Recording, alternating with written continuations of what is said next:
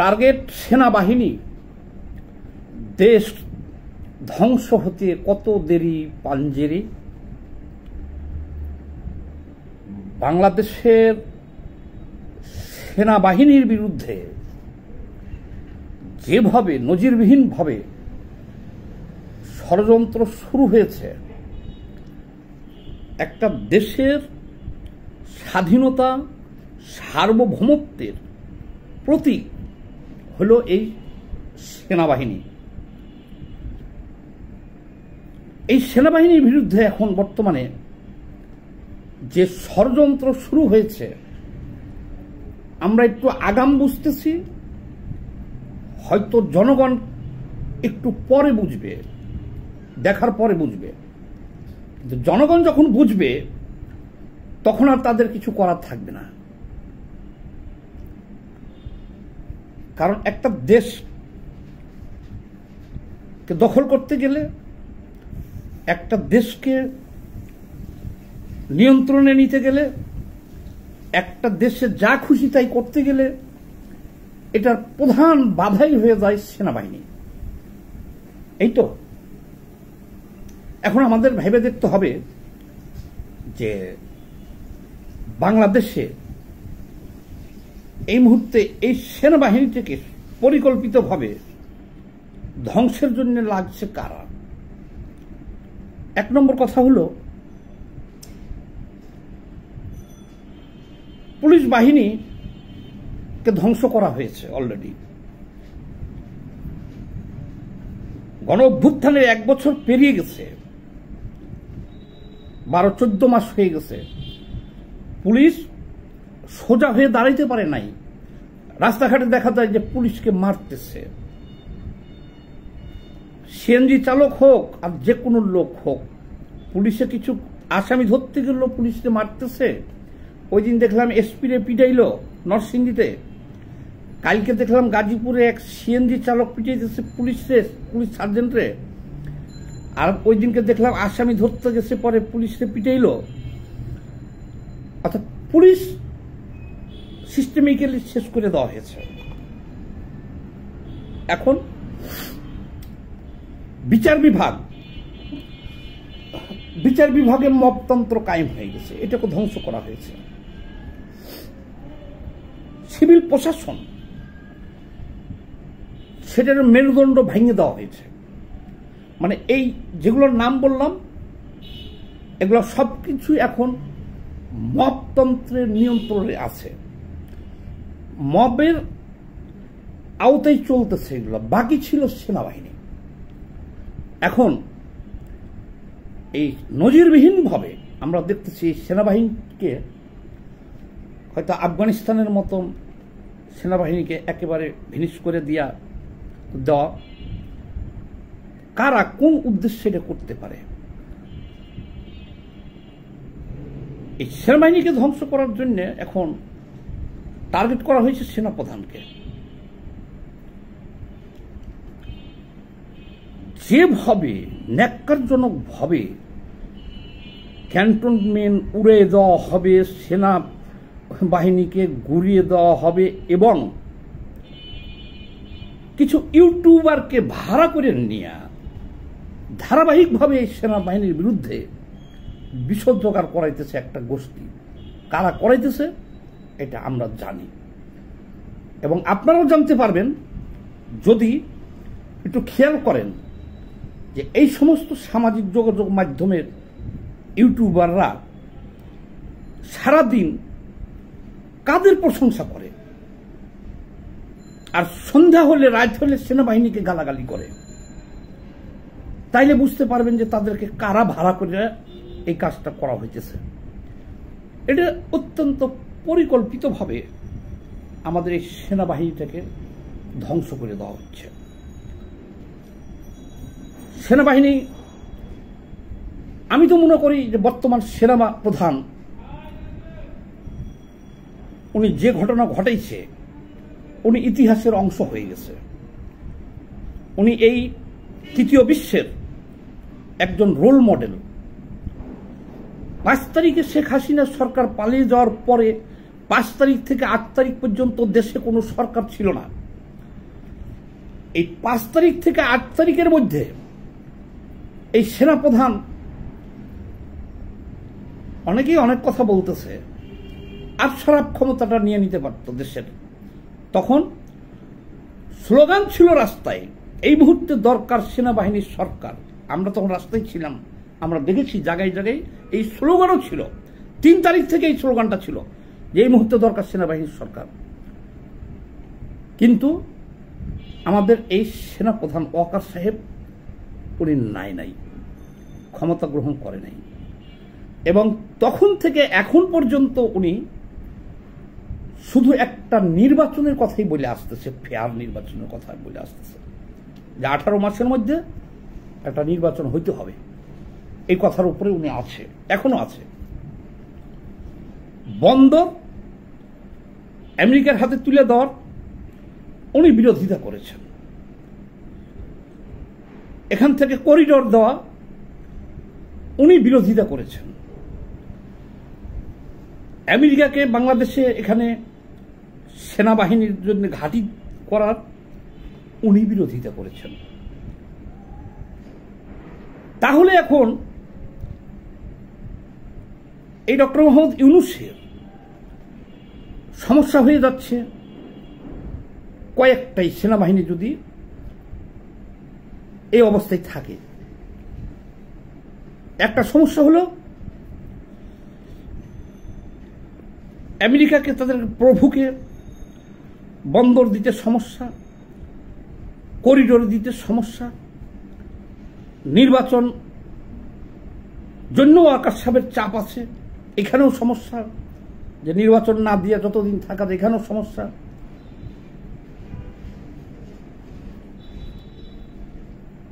YouTuber ভাড়া করিয়া ধারাবাহিকভাবে সেনাবাহিনীকে অপমান, অপদস্থ, গালাগালি, ফালাফালি করতেছে।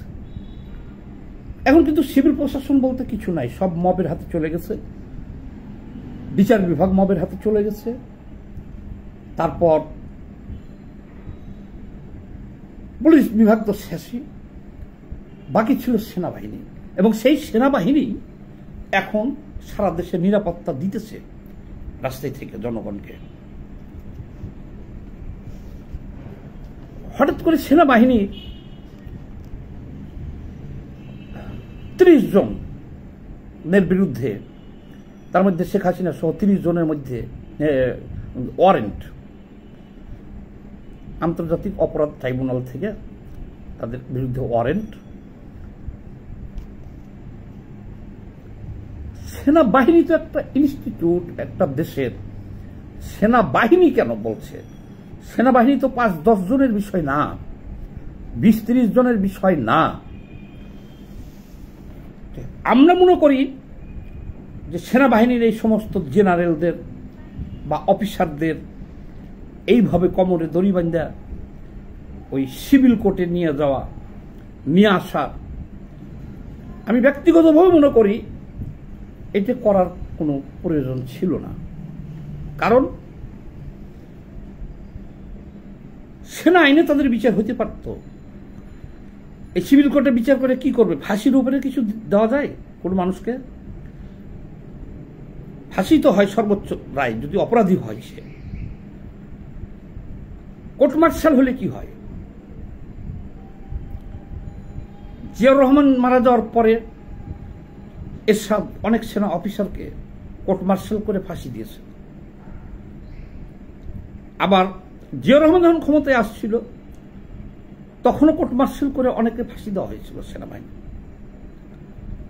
তাইলে সেনাবাহিনীর বিচারের বিধান তো আছেই, তাদের সুনির্দিষ্ট অভিযোগগুলা তাদের কাছে পাঠাইয়া নির্দেশ দিলেই কোর্ট মার্শালের সুন্দর বিচার হইতে পারত।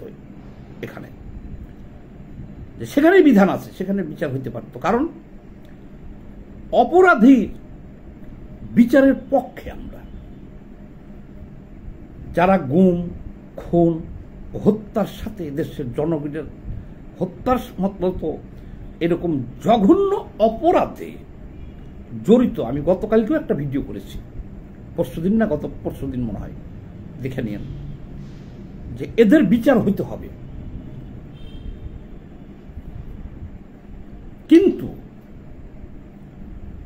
ঠিক আছে, এখানে আন্তর্জাতিক অপরাধ ট্রাইব্যুনালেও বিচার তারা করতে চাচ্ছে। আমি আমার মতামত দিলাম যে এই বিচারটা এইভাবেও হতে পারত ট্রাইব্যুনালে। আর যেহেতু আন্তর্জাতিক অপরাধ ট্রাইব্যুনাল থেকে বিচার করতেছে বা তাদের বিরুদ্ধে ওয়ারেন্ট গ্রেপ্তারি পরোয়ানা জারি করেছেন, ঠিক আছে, বিচার সেই কয়জনের হোক, হইতে পারে। কিন্তু ঢালাওভাবে সেনাপ্রধান সহ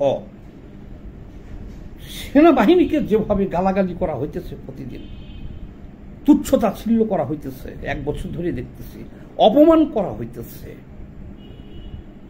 এটা তো একজন দেশপ্রেমিক এদেশের নাগরিক হিসেবে তো আমরা মেনে নিতে পারি না। কালকে রাত্র ফ্রান্সে থেকে এক বান্দির বাচ্চা ইউটিউবার, 2 টাকার ইউটিউবার বলতেছে সেনাবাহিনীর বিরুদ্ধে জনগণকে সবাইকে নামতে বলতেছে, রাস্তায় নেমে আসেন, যে যেখানে আছেন সেনাবাহিনীর বিরুদ্ধে।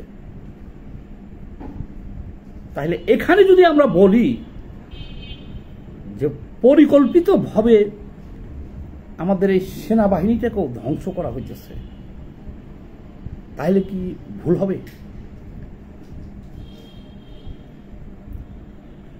আন্তর্জাতিক অপরাধ ট্রাইব্যুনাল থেকে যে গ্রেপ্তারি পরোয়ানা জারি করা হয়েছে, গতকালকে সেনাবাহিনী প্রেস ব্রিফিংয়ে এই বিষয়টাকে, এটা নিয়ে অনেক ধরনের হাইপ ছিল, দেশ বিদেশ থেকে অনেক ধরনের কথা ছিল যে সেনাপ্রধান মনে হয় ক্ষমতা দখল করে নিব, বা সেনাবাহিনীতে কু হবে, বা এই হবে ওই হবে, যে সিভিল একটা কোর্ট থেকে রানিং অফিসারদের, জেনারেলদের বিরুদ্ধে এইভাবে ওয়ারেন্ট দিছে, আগরুম বাগরুম কত কথাই শুনলাম। কালকে যখন দেখলাম সেনাবাহিনী কি বলল, কোনো ব্যক্তির অপরাধের দায় সেনাবাহিনী নিবে না, এবং অলরেডি তাদের বিরুদ্ধে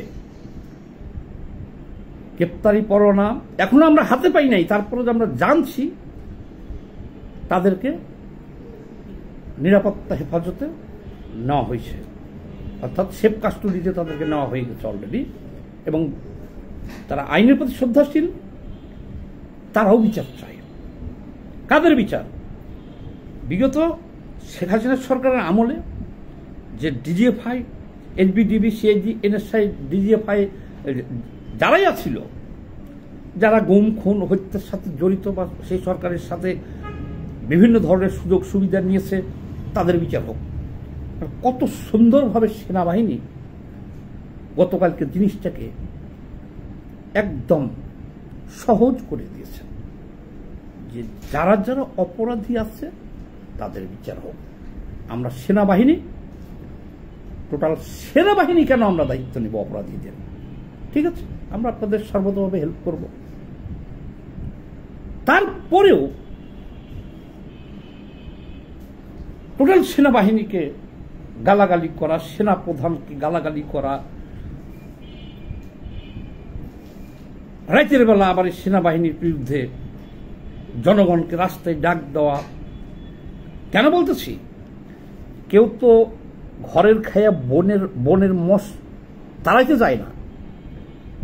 এই যারা সামাজিক যোগাযোগ মাধ্যমে এবং বিভিন্নভাবে, সামাজিক যোগাযোগ মাধ্যমই খালি না, সভা সমাবেশ, সেমিনার, বিবৃতি, বিভিন্নভাবে টোটাল সেনাবাহিনীর বিরুদ্ধে বিষোদগার করতেছে, এত একটা উদ্দেশ্য নিয়ে করতেছে, তাই না? এখন তো ওরা যদি দেশটাকে কেউ আফগানিস্তান বানাইতে চায়, বাধা হলো সেনাবাহিনী। প্রভুদেরকে কোনো কিছু দিতে চাইলে সেটারও বাধা হলো সেনাবাহিনী। এখন তো আমরা দেখতেছি যে সেনাবাহিনী প্রধানের বিরুদ্ধে,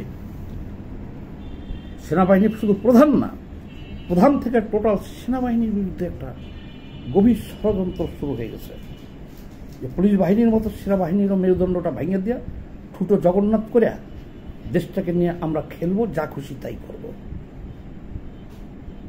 এই বিষয়েও আমাদের স্পষ্ট মতামত, সেনাবাহিনী দেশের স্বাধীনতা সার্বভৌমত্বের প্রতীক। আপনারা এগুলো বন্ধ করেন। যারা ইউটিউবার ভাড়া করে সেনাবাহিনীকে গালাগালি করতেছেন, যারা বিভিন্ন সভা মঞ্চে সেনাবাহিনীকে উড়িয়ে দিতে চাইতেছেন, ক্যান্টনমেন্ট ভেঙে, এগুলো বন্ধ করেন। এগুলো বন্ধ করেন। যে সমস্ত সেনাবাহিনীর সদস্য বা র্যাবের সদস্য, পুলিশের সদস্য অপরাধের সাথে জড়িত আছে তাদের বিচার করেন, এবং এতে সেনাবাহিনীও একমত। কিন্তু যে উদ্দেশ্যে আপনারা টোটাল সেনাবাহিনীকে অপমান করতেছেন, বিতর্কিত করতেছেন, সেনা প্রধানদের গালাগালি করতেছেন, এরকম হেনস্থা করতেছেন এবং আরো করতে চাইতেছেন, বলে দিই দেশের জনগণ কিন্তু সেটা মাইনে নিবে না। জনগণ এখন আগের মতন নাই, সবাই বুঝতে শিখছে এবং সবাই বুঝছে। অতএব সাবধান।